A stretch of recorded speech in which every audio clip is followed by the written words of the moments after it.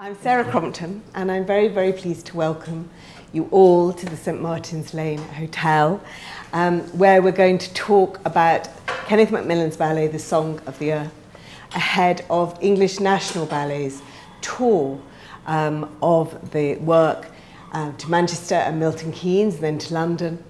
It's the first time English National Ballet have danced this work by Macmillan, and it's being staged as part of the commemoration of 25 years since his death, which is being shared across a number of dance companies. And I'm really, really pleased that here with me are Deborah MacMillan and ENB's Artistic Director, Tamara Rojo, to discuss the work and to offer some insight into it.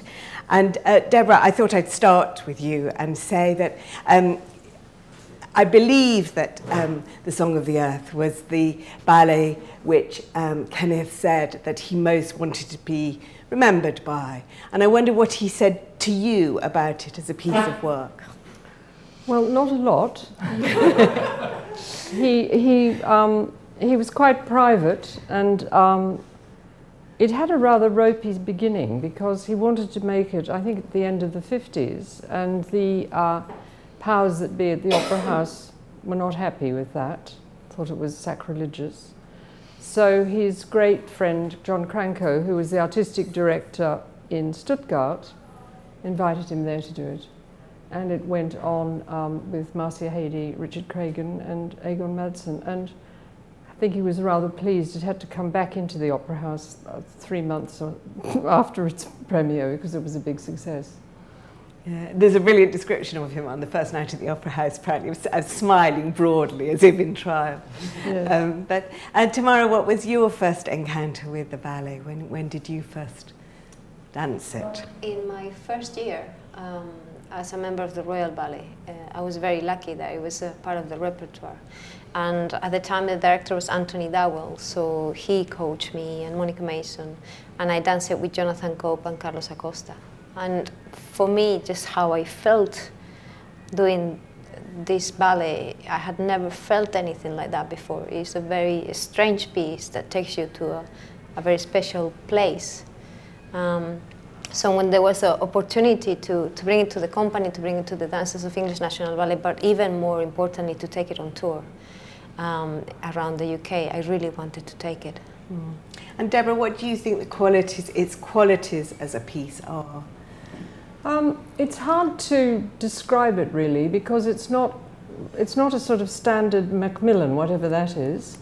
The roles are not necessarily acting roles, even though the people performing them have to immerse themselves in the female and the male characters. You know, the story of it, Mahler, who wrote the score, lost a child and then had a very terrible diagnosis of a heart condition, and this was the piece he wrote. And I think it's astonishing in its encapsulating all aspects of life, but the transient and extremely fleeting quality of life. I mean, now I'm at the age I am, I realize it's over like that. And I think each song, because Mahler was very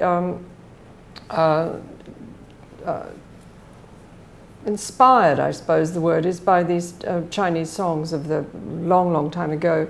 And each song is about an aspect of life. And I think what's interesting to see Kenneth using both the score and the poems is that instead of it being very dramatic, which a lot of his narrative work was, it somehow is detached from the drama of life, but it gives you an essence of youth and beauty and age and behavior and a relationship between a man and a woman who become like the essence of a man and a woman. And all the time through it, there is this reminder that it's all going to be over very quickly. In the West, and certainly in England, the messenger is called the messenger of death. I don't think that's the exact translation. I mean, I don't speak German, but I have a feeling that it's probably more like the messenger or the eternal one, because he appears in every single song and he's just there. And it can be quite frightening, but it's also quite warming and quite sort of consoling. It's yes, consoling. Thank you. No, it is. It is.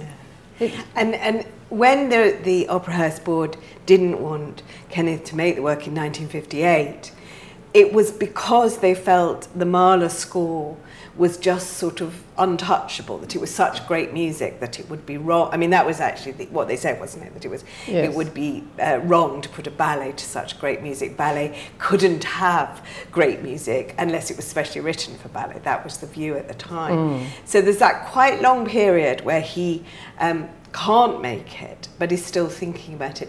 Do you think that helped him in how he responded to the Mahler? That, because it does seem, when you see it now, it seems as if you know, they're indivisible. It's such a strong response to the Mahler's score. I think it was made in the same year as Romeo and Juliet, and that had a rocky history because he made Romeo and Juliet for Lynn Seymour and Christopher Gable. And then at the last minute, it was his first experience of management, deciding things that maybe the creator thought they shouldn't be deciding, but had to do with box office, had to do with the Sol Hurok company in New York, and that had to do with the fact that Rudolf Nureyev had skipped and was in London and was dancing with Margot Fonteyn, and they wanted to do it, and Hurok wanted it to open in New York, and Kenneth became quite, I think the scales fell from his eyes a little bit about when you're working in a big company, you have to actually tick a lot of other boxes that maybe you perhaps don't want to. And so by the time it got to the end of the year, Romeo had been a massive success. He then thought, this is now what I want to do, and they said no again. So he went off to Stuttgart. Right, right. And Tamara, when you were coached by Anthony Dowell was in the first Royal Ballet cast, so he was the messenger in that cast. Do you remember what he talked to you about of his experience of learning the ballet? We didn't really talk about his experience. He was, I mean, Anthony was a great coach, so he was able to give you very good detail, but also very good sense still of the feeling of the piece, of the volume of movement, because it is also quite a specific way of moving. It's a very big movement that you have because you're competing with very big music and the singers. So everything is slightly bigger than you would in other ballets. And Anthony was always really good, as the great artist that he was, at showing you that density of the movement, that every plie seems to go on forever, and the chasse just takes 4 counts before you even releve, and also the dimensions of the stage. You feel that you're really, really tiny in Song of the Earth, and the stage is immense, because it never finishes. You feel that it never finishes on the stage because it curves. So that gives you a feeling that it keeps going, there is no line for you, and then it keeps going forward because you're in quite darkness, so you don't see the end of it. So you do feel a bit lost in eternity, if you wish. And he was very good at making me understand what I was going to feel whilst I was on the stage, and the volume that it needed to be able to compete with the music or be at least on the same page. And what do you feel when you're on the stage? Because it is, you know, it has got a kind of utter simplicity, really, it's almost abstract, and yet there are great emotions swirling within it. I mean, how do you feel as the central dancer, as the woman who finds a man, starts in loneliness, finds a man, loses him to death, and then kind of dances through to a kind of resolution? How do you feel when you're... It's quite a nerve-wracking piece, because you do feel very naked. Because, like Deborah says, you have nowhere to hide. In a narrative piece, if something technically doesn't work, you can always hide in the character, you can make it work with the relationship. I remember Sylvie used to say, it's not over until the last pas de deux, you know. You can rescue any narrative ballet in the last pas de deux, no matter what happened in the first 2 acts. But in this one, it's a 1 act, there's no second or third act, and also there's really nothing to save you. So it is quite nerve-wracking in the quietness also of how it starts. It's almost silent when you begin. And you feel very, very small and very naked. But then as the piece goes on, just by the nature of the movement and the relationship with the man and the messenger, you start feeling bigger, like empowered by the steps and by the music. And then eventually you do also come to terms with the end, with what the messenger is coming to say. So that's where I think is consoling. I think it is too. I think Messenger of Death is very sort of final. Yeah. I mean, this has a sort of eternal feel about it. Yeah. There will always be young people falling in love. There will always be men and women falling in love. It gives you that feeling that this is about life. Yeah. Yeah. What was the first time you saw it? Because you met Kenneth long after Yes, he'd done I it. did. So what can you remember the first time that you saw it? I can, and I was blown away by it. I thought it was stunning. And those were the days when the corps de ballets were not as strong as they are now. The dancers now are so strong. I mean, it's sad that Kenneth can't be here working with these dancers now because they're phenomenal. They really are. So, you know, I mean, I remember in the old days, when I first saw it, dancers saying, oh, it's the most difficult thing we have to do, it's just impossible, because I think what you said, that it is so exposing. Yeah. But when you have that security of technique that they now all have, I don't know what happened with the training, but it's very good. It's a delight to see it performed by a company that's actually enjoying it, not looking terrified because they might fall off point or, you know, mess up a step. Right. So it's got that feel about it now, which is great. And you were saying that actually, even for your dancers who are, you know, technically very assured, it still remains an immense technical challenge. So actually a technical challenge as well as an emotional one. Can you explain why? I think what I mean is not so much like a technique of a pirouette or going on point, but I will say it's a challenge in terms of the style. Because this piece is very particular. You can't compare it to anything else in the repertoire. No one has experienced anything like it before. It is a specific song of the earth. I always think about Kenneth that he was like Picasso. He could take any style and make it better and his own. So, you know, if Picasso took Cubism, he'll make it better than the people before. Kenneth could be narrative better than anyone, and then he could do this. That is a mixture of neoclassical, abstract, and then Asian movement. And so it's quite complicated because it does need a very specific angle in the heads, a very specific attention to the hand movement, to the shoulder movement, to the way you stand, to the way you relate to God and to eternity. You're looking out, but you're not looking at the audience. You're looking beyond because you're looking to eternity. So even the way you look, there's a moment where messenger is speaking and man and women hear it. And the way we express that we hear it is that we move our eyes from one side to the other. But if you explain it's from that side to that side, it doesn't work because it just becomes something very specific. So it's really difficult to teach something that is almost untouchable. And it has all these little Chinese gestures, but very exactly. Kind of gentle. Very subtle. And the same applies to the emotional journey. That sorrow is very subtle in this piece. You cannot express how upset you are, like in Manon or Romeo. It's all within, it's all withhold. And for the men too, but it cannot be bland. It still has to project the immensity of the sorrow that you're trying to express. And Deborah, you saw Kenneth rehearsing it and teaching it to other companies. What did he used to say about it? What kind of qualities did he look for in I mean, he was always saying to dancers, trust the steps, just trust the steps. Don't embroider, you know. I mean, I didn't really see him teach it. I mean, he always had he was quite lazy actually. He had other people teach it for him. But he would go in and say something very, very specific, which would actually, you know, make them realise what it was about. Right. Do you think they were always quite scared of him when he was rehearsing because he was quite I think he liked to think they were. I don't know whether they really were. Right. I think they were a bit, actually. Yes, I think they were a bit scared. Because he could be very, I mean, it's always scary when people don't speak, don't you find?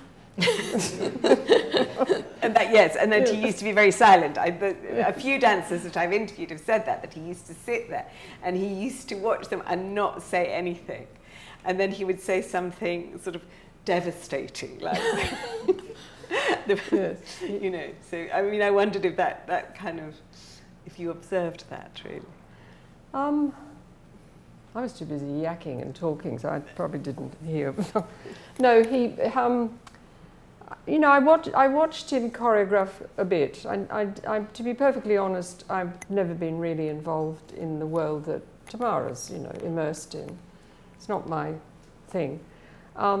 But the few times I watched him choreograph, I was always amazed at how specific he was about what movement he required. Because, you know, as I've said this before, but dancers are very beautiful people. They make really ravishing shapes and they do astonishing things with their bodies. And they would do things to show him what they thought that he wanted. And he'd go, no, no, no, no, no. Try it the other way around, no. Upside down, no, no. Then, yeah, do that. Now do that on the other leg. And you'd think, well, and obviously there was something going on in there that somebody came up with something that chimed with it. Well, you know, it's like when you're painting, suddenly you make a mark that makes sense, whereas before it wasn't. And I have a feeling that that's what it was about. Right. And it was only things that he was completely immersed in. And I'm told that because of what was going on at the Opera House and the refusal to let him do it, he was obsessing about the score. And Georgina Parkinson told me that every time she went to see him, all she heard was Song of the Earth. Yeah. So he knew it backwards, you know, and that's how he worked. Yeah. And Tamara, the other thing about it is that it's not only sort of emotionally arduous, but there is this, it is incredibly hard physically, especially for the central woman, because you're on stage for a very long time. And I wondered what that last solo is like to dance, because it seems, even as a viewer, you feel it's going on forever. And I wonder how it is to dance for you. Well, I mean, it's strange, because it is scary before you enter into the solo. So you're walking, and you know it's coming. And the entrance into the music, it keeps like just slowly getting you there, and you are really afraid there because you're in pain, tired, don't know if I'm going to make this. It's the last song, too. It's the last song, and it's going to, Yeah, but then once you relive it, because the music carries you, then it doesn't matter.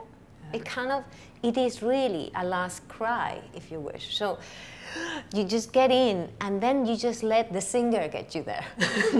Just stop thinking about your feet or the bourrées or anything. You just let the singer do it for you. And because probably because he knew the music so well. It's such a musical piece. Slightly sadistic, though, isn't it, if you think about it? Probably. But it makes sense. It does. It's a fantastic ending, actually. Yeah. It always just chokes me, that ending. It's incredible. There's a story from Heidi, and I don't know if it's true or not, that she said that he didn't quite know how to finish that solo. And she was very good at bourrée. So he said, well, just do that. And then you get that extraordinary extended passage. I mean, do you know if that's... I think it is true, yes. She had... Yeah. And is that kind of... I can only imagine how hard that is to do. I think what's really hard is that usually bourrée goes sideways or backwards, but in this case you go forward. And that with insteps is really hard, because you're stepping over yourself all the time. So you really have to be very fast, which she was. So it's the beginning the most difficult, because you go with all the body weight forward and you're almost catching up with your body. Once you get backwards, it's more natural. But is it? It's more natural. Yes, backwards is more natural, but forward you're like, ooh, like going down the hill, running. That's how it feels. Going down the hill, running, and there's a bear behind you. Right. And it looks so heavenly. And do the singers carry you? Because that's the other extraordinary thing about the work. Of course, you've got two singers either side of the stage, and sort of giving also an amazing performance. I mean, how is that for the dancers? I mean, I'm incapable of counting, so I have to declare I've never learned the counts of Song of the Earth. So I think Grant's going to be really upset. No, I think that's fabulous. I don't think people should be counting. I really don't. Maybe at the beginning. Yeah, at the beginning to learn it. Yeah. But the thing is, it is exactly that. If you trust the singers and you listen to the singers, then it just flows. The whole choreography is made for that. And singers, obviously, like dancers, play with the music. So one day it's going to be a bit longer, one day it's going to be shorter. So if you do it in the count, then you're not dancing what they're singing. So I just let them carry me, and they do, because they're right there with you, and the volume of that voice on the stage, we rarely share the stage with singers. So it's just overwhelming, it's beautiful. And do you, the other thing that Heidi said about it was that Kenneth said to her, it's just you on the stage. You've just got to show your humanity and just be. And I do think that is one of the most remarkable things about Song of the Earth, that most ballet has a degree of sort of artifice that you're aware of in the audience. Yes, that's true. Yeah. Whereas this, it is very, I mean, you say it's exposing, but what do you think that shows about dance in a way, as a dancer, that ability to just be on a stage? That's the hardest thing to do. I think most artists, I think dancers and actors, choose the profession to hide your own self behind these characters that you portray. And along your life, you learn the bits you like about these characters, and you make your own be. You create this personality with bits that you choose from all the characters you do, hopefully the best bits. And then suddenly someone tells you just be. And that's terrifying, I think, for anybody, because a person does the same thing. We all carry a certain level of performance. So to strip all of that out and really just stand there naked, emotionally naked, is what makes this piece so difficult. But he demands that almost in everybody, because he does it to Juliet on the bed. He does it to Manon. He does it to every woman. I don't know about the men, but he certainly does it to every female character. At some point, it's just you. Right. So there's nothing really to hide behind. You're just there. It's just you, and they have to see you with all your flaws, and they have to forgive you, and you have to forgive yourself. I mean, do you think that is true of his? I do actually. And interestingly, the designs of it started with lots of floating chiffon. Did you know that? No, I didn't know. Yes, Nicholas Georgiadis, when I went on in Stuttgart, there was lots of sort of floaty stuff, and all of a sudden the two of them just said, get rid of it. And they got literally practice clothes and just dyed them. There they dyed sort of soft colours, and then when he did it for the Opera House, it just went down to greys and black. So it is so exposing. Yeah. You can't even hide behind a colour. No. Yeah. Do you think it was, I mean, he made it at a time where he knew he'd got a heart condition, that had just been diagnosed. Do you think it did come out of a sort of personal sort of battle with mortality and with the sense of... He was diagnosed with a heart condition quite a bit later. Oh, was he? Right. Yes, but he had experienced, I mean, his mother had died when he was 12, his sister died in a car crash, later on, but, he had tragedies in his life and losses. His father came back from the First World War gassed, very, very ill, unable to work, so the family was very, very poor. So life wasn't easy, and I think what I found fascinating about him is that all these things came into his work all the time, which, made it fascinating, really. Whenever he even picked a story that he thought he was going to just do the story, inevitably his own sort of response to life. He was a bit skinless, I think. I think truly creative people are.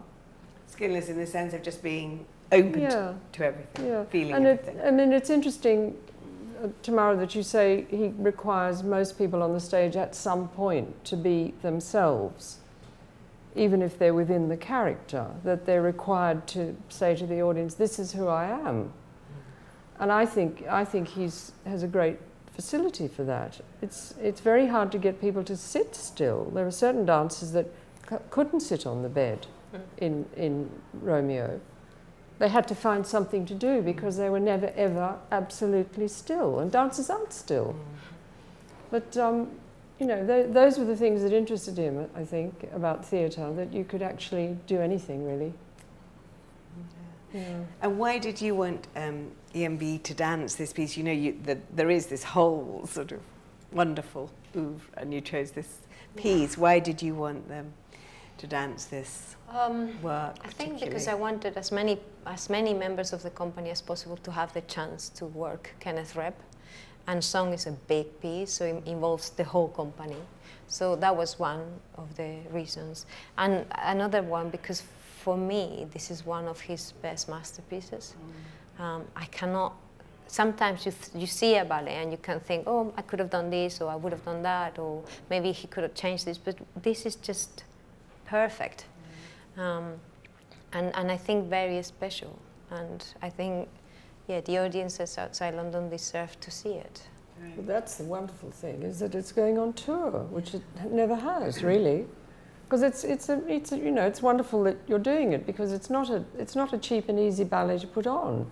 You have two very good singers, quite a big orchestra, but you're taking it around the regions, which is fun. I think really thank you. Thank you, thank you for letting me. No, it's lovely. I mean, you know, these works don't live unless they're performed. I mean, that's my mantra. Nothing lives unless it's performed. You can have nerds sitting reading the score, but the rest of us can't experience that. And unless it's performed, and it's performed all over the place, it's dead. And that's what's fabulous, really. Yeah. And it always seems to me that it's a bit like a poem as well, isn't it? It's an intensely communicative piece that you can, yeah, because it is just so naked, really. And I think one of the experiences I had when I first did it is we did it for a matinee, a school matinee, and we were all thinking this is going to bump. I mean, children watching about death, and it's really dark and it's slow at certain times. And they loved it. And so I think it can touch everybody, really, whatever age you are, because it is like poetry, like you say. It's not a narrative piece, so it's not a story that might not appeal to you. It is a series of poems, and so you can only feel it. You can only get carried away by the feelings of this piece. And do you feel the audience is? I sometimes think when I'm sitting in an audience watching it, you do feel the audience going quieter and quieter and quieter. Yeah, they do. And there's quite often a moment where everybody, well, not everybody, but people cry. I've noticed it's one of the very few ballets I've noticed that people do in the final song. Yeah. The emotion is quite intense. I mean, can you hear that? No, thankfully. No, I don't want to hear them cry. I've sat with some. Have you sat with somebody? Yes, I have. Yeah. It's moving. And also the last song is the longest part. Yeah. So you get to almost the end of the ballet, and then this huge piece at the end, which is phenomenal. Yeah. Let me ask you if you have any questions that you would like to ask. There's a microphone that will be coming out towards you. So do you have any questions that you would like to ask at this point? Go on. 58 was very early to like Mahler. I remember from my Mahler was very little performed at that time. Absolutely right. So how did Kenneth MacMillan come to this piece? Because, you know, it was very rare. It was like even I, who's a kind of music person, you know, one had to discover Mahler. Nobody was performing him. I think there was I think it was HMV or some shop where you could go and listen to things in a booth in the 50s. And there was someone working in the shop who used to say, why don't you listen to this and why don't you listen to that? Very great recording by Bruno Walter. That's right, that's right. Which is fantastic, which was done in the I think just after I think in Edinburgh in the 40s. That's what I think he listened to. Yeah. Recording. It's still the definitive recording. Beautiful, beautiful. In Jan Parry's biography, yes, she also says that Kenneth went to see it on the South Bank with, I think, the person who then subsequently introduced you to with Jeffrey Solomons. Yes. Yeah. Well, yes, Jeffrey. I mean, Kenneth was quite eclectic, and people used to say, "Why didn't you do this and why didn't you do that?" Some of the things that he'd say, "No, I'm not interested." But when people came to him with ideas for music, you know, he hadn't had a music training. He'd been, you know, left school at 14, so totally autodidact, really. But no, Jeffrey, I think, took it. You know, in those days, you could wander into a record shop and say, "I'd like to go and listen to this," or "Can I hear that disc," or whatever. Whereas now, I don't think you can. Yeah. So. And do you think the reason that the board was so against it was that Mahler was so little known at that? So it was like a double thing of. I think they thought, you know, who is this jump up? Who does he think he is? This is a great piece of music. Go away. Yeah. Well, that was what I think they thought, but it may not be true. And did he ever talk to you about Anthony Tudor? Because Anthony Tudor at that time had made Dark Elegies, which is to the other sort of piece of Mahler. I mean, do you think... He revered Tudor. He thought Tudor was truly great. Yeah. And do you think that might have been why he thought that it was possible to make a ballet? Because it was a hugely brave thing to do. Yes, I just think he was quite bloody-minded, actually. I think when he got an idea, he just went for it. And because he wasn't a very assertive, or didn't seem to be a very assertive personality, but once he got an idea, no one was going to deflect him from it. And finally they crumbled. As a dancer, does it make a difference? Because the attitude to music in ballet and indeed in all dance has changed radically from the 50s, so that now, in fact, the idea of great music being a subject for dance is, you know, there's no problem. Does it make a difference when you when there is an amazing sort of score behind you? Well, of course. Of course. I mean, I think that is the nature of dancers that would respond to music. I think the hardest thing, or I really dislike dancing in silence, or in counts, yes. For the matter. So it is music that makes us move, and it is music also very often as well is your greatest ally, because you can, and that's where Kenneth was also very clever. If you allow the music to do some of the work for you, the audience will feel what the music makes them feel, and you don't have to necessarily compete with it. You just have to let the music do its thing and the dance its thing, like he did in Romeo. So sometimes you can't physically cover or achieve the volume or the crescendo of a music. But if you just allow the music to do that, and you do something either completely different or in fact a contrast, you touch the audience in more ways, because they're feeling something through the music and they're watching something else. So obviously for me the music is not only what makes me move, but I know that it is my best tool to move the audience. And truly musical dancers, and there are truly musical dancers, and there are ones you know are counting. But a truly musical dancers working through the music, and you can see them start to play with aspects of the music because they're hearing it. They're hearing it through their bodies, and they're responding, sometimes a little before and sometimes a little, pushing it and pulling it. And that's, you know, a truly musical dancer does that and doesn't count. Yeah. And I think you truly musical. Other questions? Nothing else? Yes. Oh, sorry. Lord, you've been wrong place. Sorry. Just thinking about what you were saying about the singers and how you were enveloped by the sound. I have to be honest and say that as an audience member, and this is just me, I find them distracting because they're giving me body language which is different from what the dancers are giving.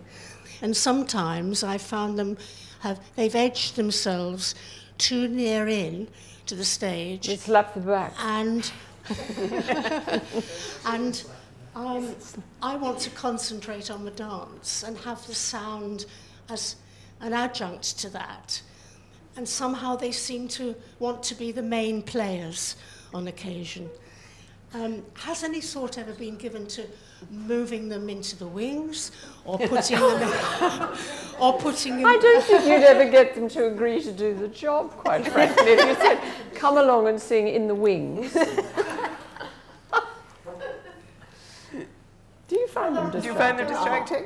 There are ballets where they sing from the pit. Yeah. True. And that seems really quite effective. But he did always conceive it that they would be on stage, because I think at the start it was hard to get singers to do it who were standing either side of the stage. Yeah. I mean, that was one of the difficulties. Yes, I mean, I think you hope they're going to wear something fairly discreet, that they're not going to come out in feathers and things. But they are performers, so they have to be controlled a little bit. I think you're quite right. Sometimes they do edge on stage a little bit more than one wants them to.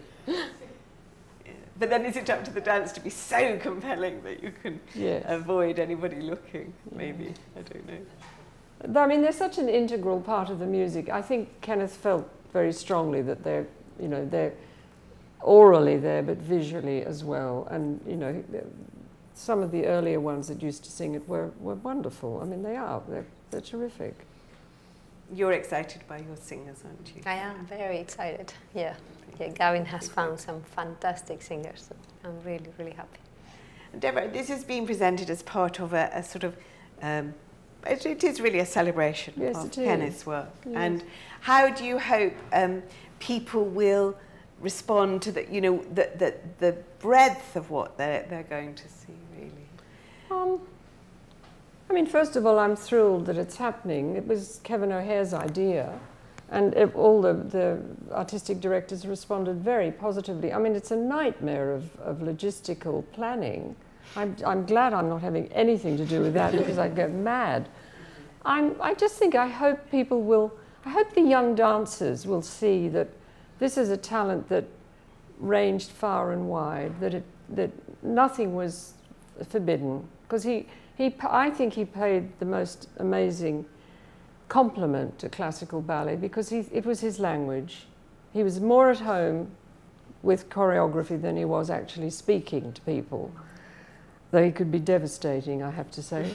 And I think just to see the range of talent, you know, Scottish Ballet are doing the very first truly classical piece that he ever did, Baiser de la Fée, and Song of the Earth, and then Judas Tree, which was the very last piece that he did. And over 1 week, you'll see the talent of the man, which was, and the extraordinary range of subjects that he was interested in. And I think from that point of view, it's great. And I think if audiences go away thinking, wow, and I hope the dancers will have a huge positive experience from doing it, because, you know, they're the most important people, actually. You said you wanted your dancers to experience Macmillan's work. So what do you think they do get from it? What are they? It's such a different work. I think for me as an artist, it was so rewarding to be able to disappear in the emotion, not to have to express anything with my face, in fact, to have to express it through the body and through the steps. And that's a skill that everything you learn, you then take with you. And one of the things I'm trying to achieve in general, in how we dance in ENB, is that more honest performance. A performance that it is not a costume, that it isn't, you're not imitating a sentiment. You know, if you're sad, you put your sad face, and if you're happy, you put your. I don't like that. I want to feel it from within, and I in fact, I know if you're sad or happy without you moving your face, and this is a perfect way of learning how to do this, because through this song, there's songs that are really sweet actually, and quite jolly, but no one is laughing and no one is smiling. But they are jolly. And then there are songs that are devastating, but no one is frowning. And that's what I want them to be able to develop as a skill. The ability for the audience to understand what they're feeling without them having to take on a mask. And in a way, Deborah, it's a kind of, the season is across the 4 companies is a kind of redressing of the sense that I think a lot of people have thought of Kenneth in terms of the big 3-act ballets. Oh, I know, the box office. Yeah, but they are, I mean, they are obviously wonderful, Yes. those narrative ballets. No, they are. But it's nice for people to see those different faces of him. And lead syncopations also, you know, which is just fun, isn't it? Well, I think in the 1 act, he was much more experimental and could afford to be. The problem is, in those days, the critics gave him a very rough and hard time. And inevitably, when you have bad things written about you, as he did over a period of time, the board look at these bad reviews and think, oh, well, perhaps that shouldn't come on again. Whereas now, it's a great chance to see things that haven't been seen for a very long time. Of course, I'd like things to be seen all the time, but there you go. It will just remind people that this is a talent that went in all sorts of directions. It didn't just go along one thing and repeat the same thing over and over again, or different aspects of. There's a place for that. But he was, I think he got bored. I think he would suddenly find something else that would grab him and something else down the line that, you know. I mean, he told me that Judas Tree was going to be the last thing he was ever going to do. And then after he died, Anthony Dowell said, oh, you know, he'd promised 3 more ballets for the next year. And I went, what? And for you, Tamara, I mean, it's part of your belief that, you know, the repertoire of dance must be kind of enriched by understanding its history, Yes. as well as creating new work. And this is such an important, Kenneth MacMillan, especially in Britain, but I think around the world, was such an important part of ballet history. And so what do you feel that Song of the Earth will bring to people's understanding? Well, I don't know. I think it's important, especially for the artists themselves, to understand what they are representing when they're doing a piece. And in the case of song, it's so many things. It's obviously Kenneth and his whole work from the beginning to end. This is a very important moment in his work, even in his personal decision of going away and, okay, if you don't let me do it, I'll do it anyway. Yeah. So you do need to understand the context of when it was done, for whom it was done, how it was done, but also what inspired him. So you understand all of the ingredients that went into seeing this, which is quite a sleek piece. If you look at it without knowing all of the things that went into making the sauce, if you know what I mean. It looks really sleek from beginning to end. There is nothing that is not precise or thought through, which is surprising when you think that, you know, there's German and Chinese and potentially a royal ballet tour to Japan that also inspired him and all kinds of things put into this mixture. And then for the audiences, obviously, as well, to understand where neoclassical ballet comes from. To a certain extent. What does it mean? How does it move? How do we get there? So all those things are important as well.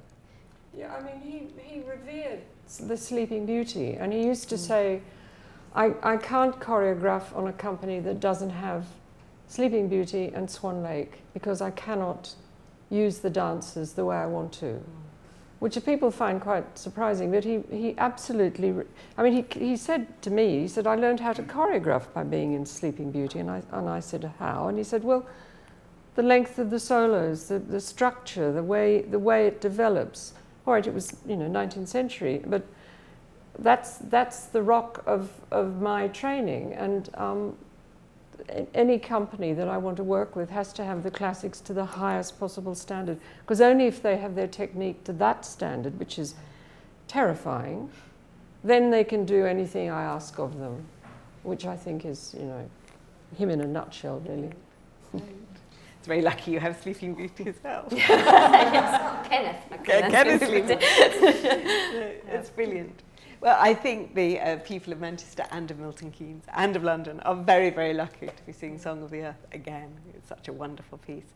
So I hope everybody enjoys it. Thank you very much for talking to us about it. Hope everybody has enjoyed that as well.